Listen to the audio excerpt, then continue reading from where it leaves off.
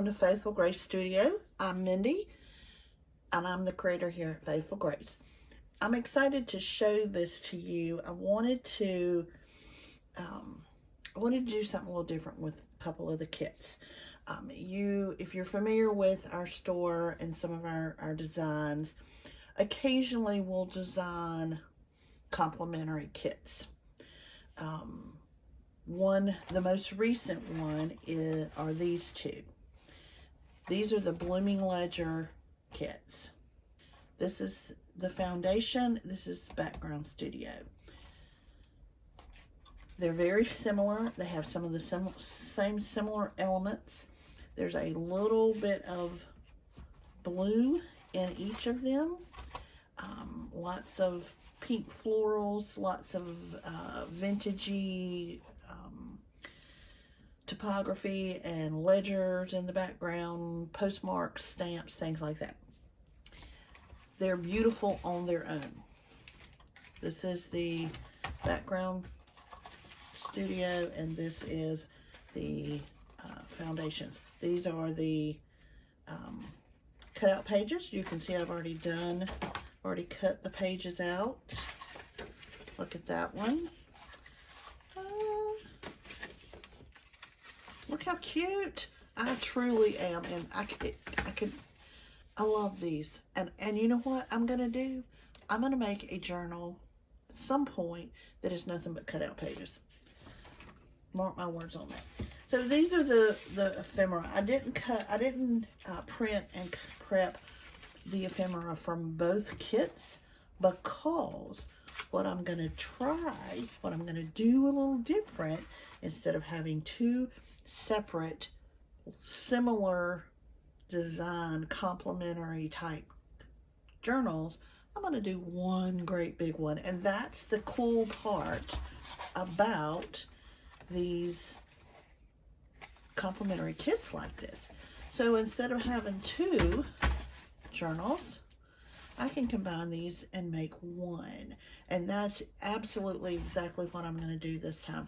Look how gorgeous. Some of these are just so gorgeous. I am going to go back or go through and ink the pages, but I had already put this one kind of in the order that I wanted, and this one as well.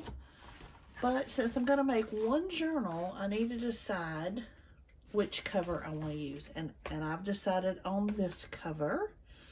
But this cover, since I've printed it two-sided, is going to stay in the book. So it'll be a page instead of a cover. So then I will just mix these up however I want. I could just do it like this. Not going to do that. I want them to be blended.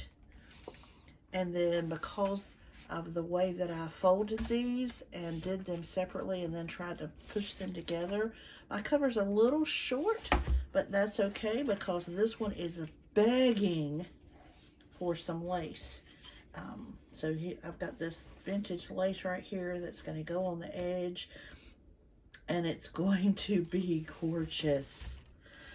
So I just wanted to pop in and share that with you. Don't think because you buy something in a kit that it all has to stay in that kit. I very, very rarely, this is one ephemera pack for one of the kits. Even in this double journal that I'm about to do, I doubt I'll use every single piece. Some of these pieces may end up in another journal somewhere. I'll definitely use the two flip outs. I'll definitely use the fold outs and the cutouts. But I very rarely use all of this. So just keep that in mind. If you see two kits that you like, that doesn't mean it's got to be two separate journals. If you like them and you think they look pretty together, cram them together and make one big journal out of it. It doesn't, there's no rules. I know you guys are probably tired of hearing me say that by now, but there are no rules. The rule is whatever you like, do that. Do that. All right, so I just wanted to point that out. I will come back and show you the finished product at some point when I finish it. I do have 1, 2, 3, 4 more journals in the works. So this one might be a minute before I finish it, but I just wanted to point that out. It does not have to be 2 separate journals. Feel free to cram them together and make one big one. And keep an eye out. We have a new product coming to the store in the next week or so called the Builder's Kit, the Journal Builder's Kit. And it is going to be phenomenal. It's going to be bigger and broader and more fun to work with than anything we've ever done. So keep an eye out for that. I hope you've enjoyed having this conversation and talking about making one big journal versus 2 little ones. And I hope you enjoy creating your own.